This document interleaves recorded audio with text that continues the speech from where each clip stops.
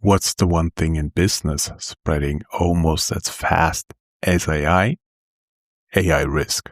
Every new AI tool, vendor feature, and integration creates another opportunity for something to go wrong.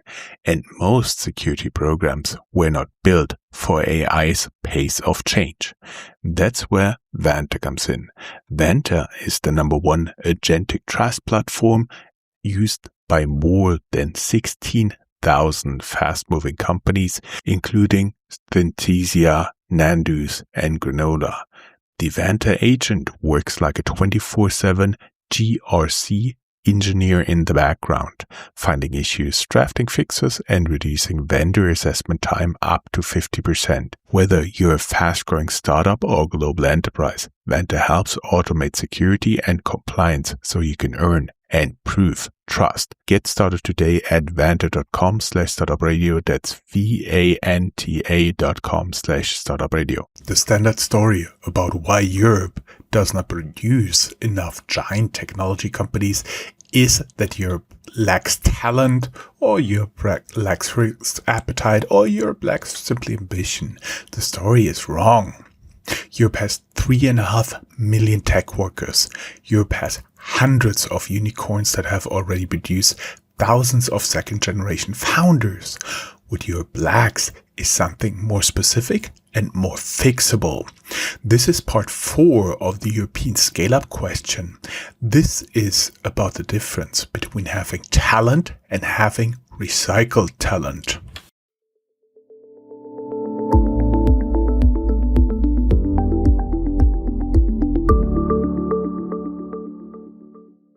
Hello and welcome everybody. This is episode 769 of Startuprad.io, recorded solo by me, Joe Menninger from Frankfurt am Main, Germany.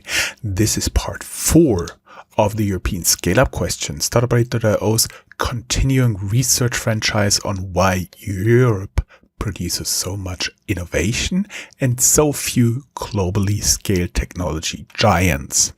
If you have been following the series, you already know the early installments. The first flagship piece established a diagnosis. Europe creates startups, but comparatively few become global leaders.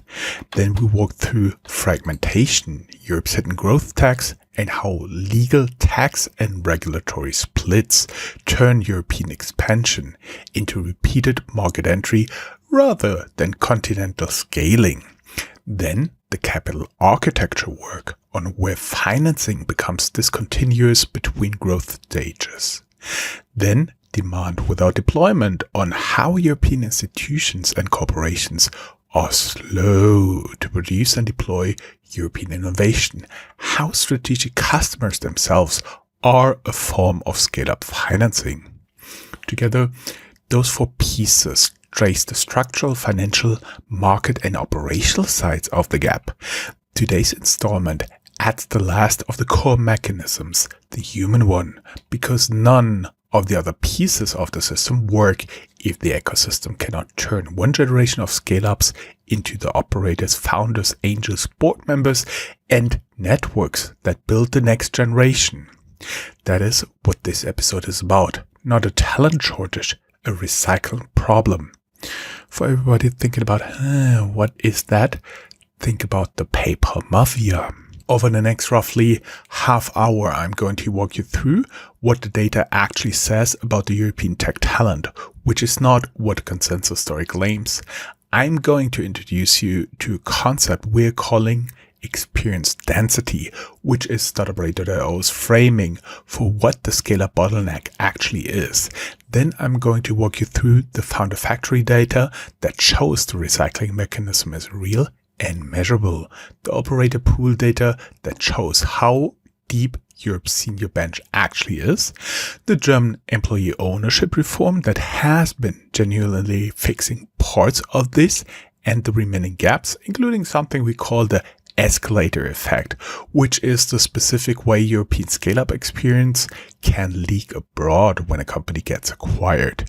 Then, at the end, what actually helps. Let's go. The mistake in the usual story.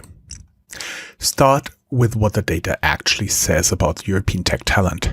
Atomico's State of European Tech, for example, estimates that European tech workforce reaches roughly 3.5 million people in 2024. That is about a sevenfold increase over the previous decade. Sevenfold in 10 years. This is not the shape of a talent shortage story. If Europe were losing a headcount race with the United States, we would expect flat or declining headcount, mass immigration of engineers, or an inability to fill roles at the growing companies that do exist. None of those match the data. Europe is producing engineers, researchers, and founders at rates that would have looked implausible in 2015. So when you hear the consensus explaining for the scale-up gap, not enough talent, not enough ambition, not enough risk appetite, the raw headcount version of that explanation is factually wrong. The constraint is a different kind of talent, not people who can write software, not people who can start companies, people who have already scaled a company through the phases where most European startups actually stall. Internationalizing sales past your home market, inserting a layer of middle management as headcount goes from 50 to 500, surviving the specific boards and governance dynamics of a Series C or Series D round. That knowledge is not taught academically. It is not sitting in a textbook. It is largely accumulated through direct exposure to high growth environments, through actually doing it at scale with a real company. You cannot mint that knowledge at, for example, in university. You cannot hire your way around a market that has too little of it. So the right question about European scale-up talent is not how many engineers Europe produces. It is how much scaling experience Europe has managed to accumulate, and critically, whether that experience recycles back into the ecosystem or actually leaks out of it. Experience density. Call the resource experience density. This is Startuprad.io framing, not a single published metric, but it's grounded in the evidence we are about to walk you through. Experience density is the concentration within an ecosystem of operators who have managed the 50 to 500 plus employee growth phase of a technology company. A city can have thousands of engineers and still lack the handful of people who know how to build a revenue operations function, run a multi-market launch, manage a board through a down round, or restructure a go-to-market motion when the first one hits its ceiling. That handful of people is what a scaling company actually competes for, not junior engineering headcount, not general managers imported from unrelated industries, specifically the people who have already done the thing the scaling company is trying to do. If you are a European scale-up trying to hire your first VP of revenue, your first international general manager, your first head of customer success at scale, you are not competing for talent that is scarce in general. You're competing for talent that is scarce in your city, in your language, in your regulatory environment, and in your investor network. Experience density. The point of the concept is that it explains why headcount statistics can look great while scaling continues to be hard. Raw talent grows linearly with time. Experience densities grows non-linearly. It grows through the actual creation and scaling of companies, and it grows fastest in places where past scale-ups have concentrated their alumni. That is the framing. Now the evidence for how it is created. The recycling mechanism.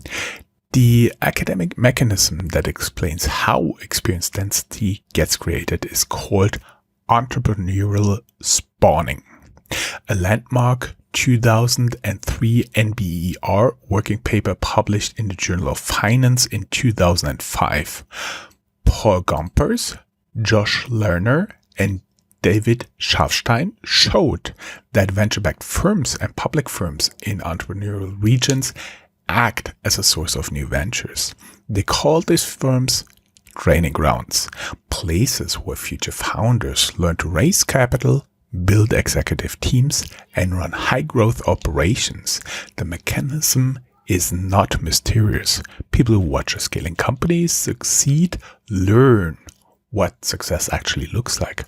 People who help build one learn how to build one. Then they leave and try themselves. 10 years later, in 2013, researchers at Maastricht University published follow-on work in small business economics using a Dutch cohort from 1999 to 2004. They found something important. Ventures spawned from well-performing firms tended to perform better financially themselves. The knowledge that transfers from a successful scale-up is not just how to run a company. It's specifically how to run a company that works. There is quality inheritance. The implication is direct and it changes how you should think about scale-up policy. Successful scale-ups are not just companies. They're institutions that train the next generation of founders and operators. If the ecosystem lets that experience recycle locally. The word to emphasize here is locally, because if the experience recycles, but it recycles in a different city, a different country, the original ecosystem does not compound. Founder factories. Now, here is what makes this a live European story rather than a theoretical one. The recycling is now measurable. It is happening and the data is public. Dealroom and Excel run an ongoing series called Founder Factories. Their 2026 update maps how alumni of European and Israeli scale-ups go on to start companies. The headline number: over 400 European and Israeli unicorns have produced more than 2,300 startups founded by their alumni. 2,300, that's impressive. That's not a projection, that's a count. Germany specifically punches above its weight in Dealroom and Excel's 2025 ranking of founder factories. 3 Berlin companies placed in Europe's top 10. Zalando alumni founded 56 venture-backed startups. Delivery Hero alumni 43 and N26 alumni 34. 3 companies, 1 city. 133 second-generation startups. And the effect is local. In Dealroom and Excel's 2022 analysis, 56% of companies created by former unicorn employees were founded in the same city where the alumni gained their experience. Berlin specifically showed roughly 70% local retention. So when scale-up alumni start their next thing, more than half of them start in the city where they earned the experience. Experience, once created, tends to stay where it was earned. That is why concentration compounds. Berlin is more Berlin next year because of what Berlin was this year. That is a very different picture from Europe lacks talent. That is a picture of specific European cities becoming denser and denser with people who know how to scale. The operator pool. How deep is Europe's operator bench? Atomico data again. As of 2024, more than 12,000 tech professionals in Europe held senior leadership experience at billion-dollar-plus technology companies. That is the pool of people who have been VP, C-level, or senior director inside a company that made it. Almost 1/3 of them worked for US tech giants at some point. Think Google, Meta, Amazon, Salesforce, and the equivalents. So Europe is not just producing its own senior operator, it is also importing back operators who trained in the US ecosystem. 12,000 plus senior tech leaders across Europe. Meaningful, growing, and real.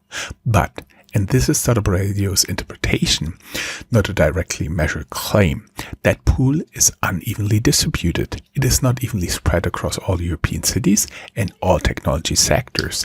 The founder factory clustering data supports the direction. Senior operators concentration follows scale-up concentration. Berlin has more experience density than Frankfurt. Paris has more than Marseille. Stockholm has more than most of Southern Europe combined, which means that when we talk about Europe's scaling capacity, we should not talk about its number for the whole continent. It is a function of a specific city that have concentrated experience and cities that simply do not have. Germany's management context. And now a note on Germany specifically, because Germany is the largest economy in this conversation, and the pattern here is often misread. Germany's industrial and Mittelstands management is genuinely world-class. Any honest analysis of European industry has to concede that, but, and this is the key distinction, Germany's industrial management is optimized for a different problem than venture scale hypergrowth. Industrial management excels at process optimization, risk minimization, quality control, long production runs, and stability across decades. Venture hypergrowth demands something different. Execution under acute instability, tolerance for iteration, comfort operating without proven templates, and rapid course correction. These are not the same skill sets. This is a difference, not a deficiency, but it means that when a German deep tech company hits the scaling phase, it cannot simply hire experienced industrial manager into scale-up executive roles and expect the same performance. The two disciplines are distinct, and deep tech scaling needs the second one, which the region has historically had less of. This is a quality assessment. I'm offering it as a commentary, not as a measured superiority, but it is directly relevant to why don't more German deep tech companies scale globally. It is a real question, even in country full of excellent managers. Germany's policy turn. The German government has structurally recognized this and has been trying to fix parts of it. The federal government's 2022 scale-up strategy named talent and employee ownership among its top 10 action fields. That was not a vague strategy document. It named specific mechanisms that were broken and needed policy intervention. In our interview with Startuprad.io with Anna Christmann, at the time digital commissioner, she argued that the position that employees should face tax on their equity only when there is an actual liquidity event, not on paper gains before any money has changed hands. That tri-income taxation, as it is called, has been one of the specific things making European employee ownership less valuable than US employee ownership. Christmann was direct about what needs to change. I want to keep that on record. Christmann said it on Startup Radio in 2023 before the reform actually shipped. What happened next is the interesting part. Employee ownership and the ESOP gap. Now, here is the mechanism getting concrete. And here the wording has to be precise because this is one of the most misreported statistics in European tech. The historical issue was not that European employees owned less of their companies than US employees. The historical issue was the size of employee options pools. Index Ventures called Rewarding Talent Research from 2018 found this pattern. US ESOP pools, the employee stock option pools that companies set aside at each founding round, typically expanded roughly 20 to 25% by the late stage, meaning by Series D. European pools have historically been half that, driven largely by punitive tax treatment, driven by the very dry income problem Christmann was talking about. If issuing option creates a taxable event for your employees before they can actually sell anything, you issue fewer options. That gap has been closing. The not optional campaign, Index Ventures and a coalition of European investors, estimates late-stage European employee ownership rose from about 12% to about 16%, moving an estimated 5 billion euros in value toward employees. That is a campaign estimate, not an official statistic, but it's directional and it is meaningful. And in Germany specifically, The Zukunftsfinanzierungsgesetz, the Future Financing Act, took effect in January 2024. It deferred taxation of employee stock options to actual liquidity events, so employees no longer face tax on paper gains they cannot yet sell. It raised the tax-exempt threshold under not optionals methodology that brought the German employee stock option regime much closer to US comparable level. Not identical, but close enough to remove the specific structural bottleneck.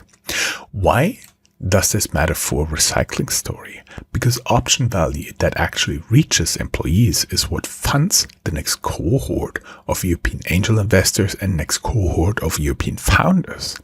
If your employees never realize the value of their equity, the flywheel does not turn.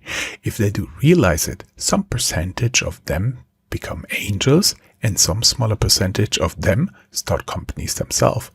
The ESOP reform is not primarily about worker compensation. It is about capital recycling. If your firm is a fund, a scale-up or corporate strategy team that needs to be visible in European scale-up policy conversation, you can become a partner at Startuprad.io, link down here in the show notes. The 2026 strategy. Germany has since gone further. In July 2026, the federal government published its startup and scale-up strategy spanning more than 150 measures across the full company lifecycle, from formation through growth through internationalization expansion. It is not just a startup strategy, it is explicitly a startup and scale-up strategy, which in itself is a policy signal about where the government now understands the bottleneck to be. On the infrastructure side, our primary Startuprad.io interview with State Secretary Thomas Jassombeck details the DE Hub network and Startup Factories program. These are talent and spin-off engines. They are designed to increase the rates at which universities and research institutions produce spin-off companies and to create scale-up support in specific locations rather than diffusing it thinly across every German city. Now here is Startup Radio's honest assessment. Startup factories can increase the rate of venture formation. Yes, they can absolutely produce more startups. What they cannot instantly create is experienced scale-up operators, because experienced scale-up operators are, by definition, people who have already scaled companies. Makes sense, right? You have to actually have the scale-ups before you can produce alumni. Policy creates the pipeline. Time and successful scale-ups actually happening creates the operators. That is not criticism of the strategy. It is a note about what to expect from it and when. The escalator effect. Now the harder part of the story. Creating experience density is not enough if it leaks. Cross-border mergers and acquisitions are part of a healthy startup ecosystem. Founders, employees deserve liquidity. Investors deserve returns. Acquiring companies deserve access to European technology and European teams. There's nothing wrong with cross-border M&A as such. The specific problem is what happens after. When a European scale-up gets acquired by a US company and the R&D stays in Europe, but headquarters and strategic decisions making moves abroad, the local ecosystem loses something very specific. It loses the training ground for the most senior executive functions. The global capital allocation function, the legal and the IPO function, the C-suite strategic decision-making function. I think of this possible mechanism as an escalator effect.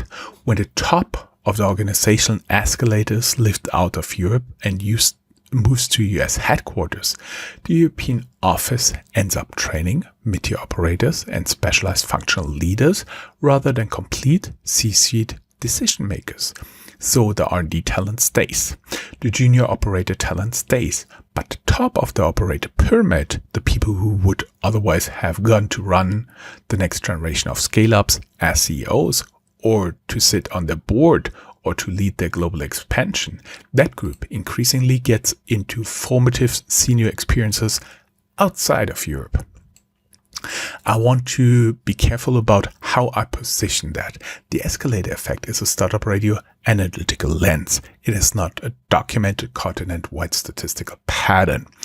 What it rests on is the European Investments Bank 2024 Scale-Up Gap research, which shows how financing constraints push European scale-ups toward relocation, foreign listing, and foreign acquirers, draining what the EIB calls the local flywheel. That documented phenomenon is real. The escalator effect framing is my attempt to name a specific mechanism inside it. Take it as a lens for thinking, not a measured fact. Secondary liquidity. There is a lever that works before the IPO, before the ecosystem needs to wait for a full exit or even to start recycling. Mid-stage employees, tender offers, and secondary market transactions let operators and early employees realize part of their equity personally without forcing the company to premature exit. Revolut's 2024 employee secondary share sale is a concentrated European example. Employees who had been at the company for years were able to sell some of their options and turn paper wealth into actual money without Revolut having to IPO or sell. The careful claim about what this does for the ecosystem.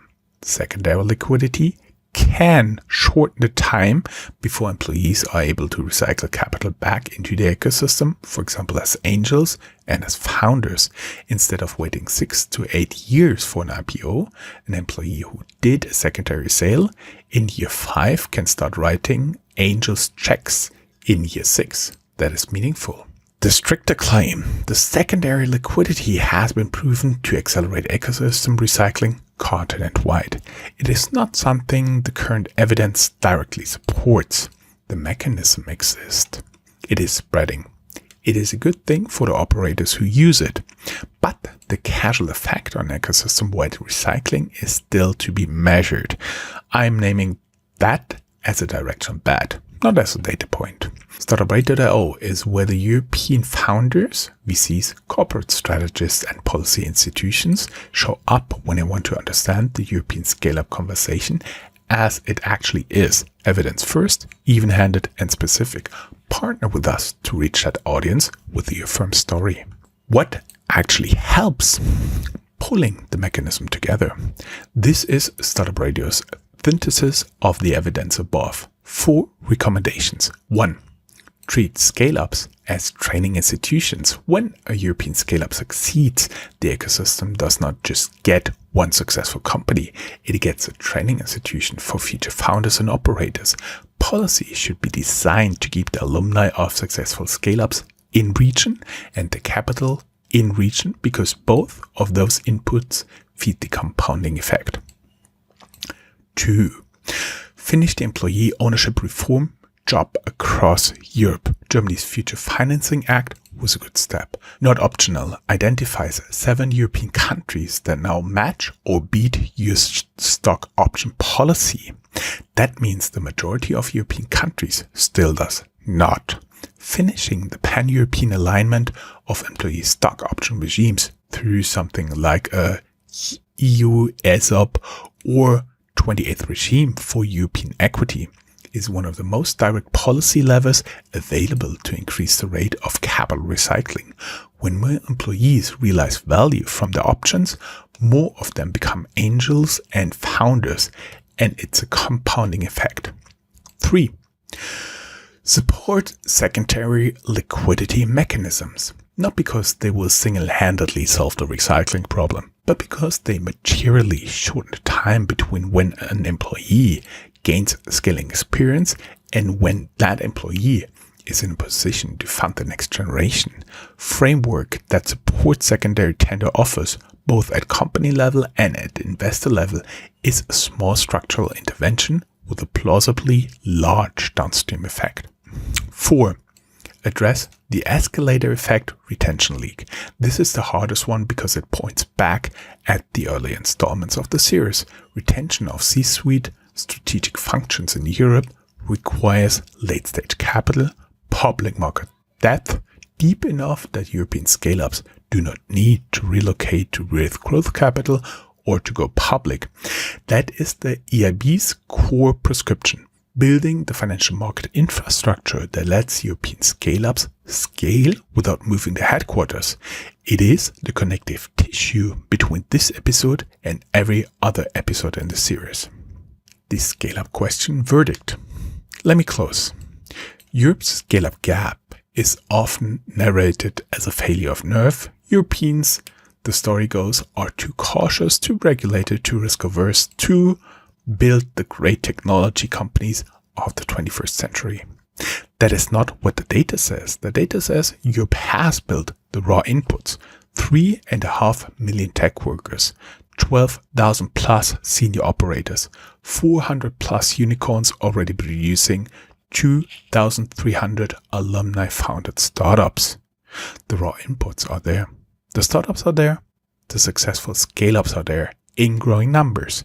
What the data also says is that Europe is still learning to recycle, to turn each successful scale-up into the training ground and the capital source for the next generation. Some parts of that recycling mechanism are built. Again, some parts of this recycling machinery are being built. The Zukunftsfinanzierungsgesetz worked. The 2026 startup and scale-up strategy is comprehensive. Secondary liquidity is spreading. Founder factories are compounding in specific European cities. Other parts are still broken. The escalator effect leaks the top of the operator pyramid.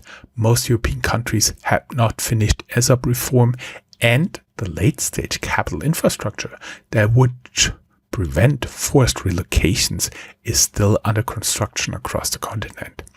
The scale-up gap is not a talent shortage. It's a recycling gap.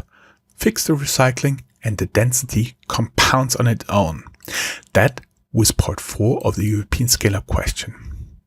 If you found this useful, please rate and review Startuprad.io wherever you're listening or watching this. The companion blog posts with the full evidence table, dissertation-ready statistics, the founder factory data, and the ESOP reform timeline, and the complete source list is at Startuprad.io.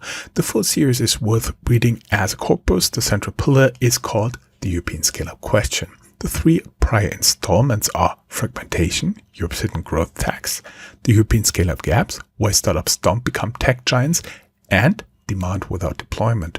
Together with this episode, they trace the structural, financial, market, and human sides of the connected question.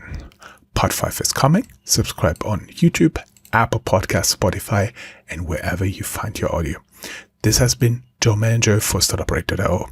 See you soon.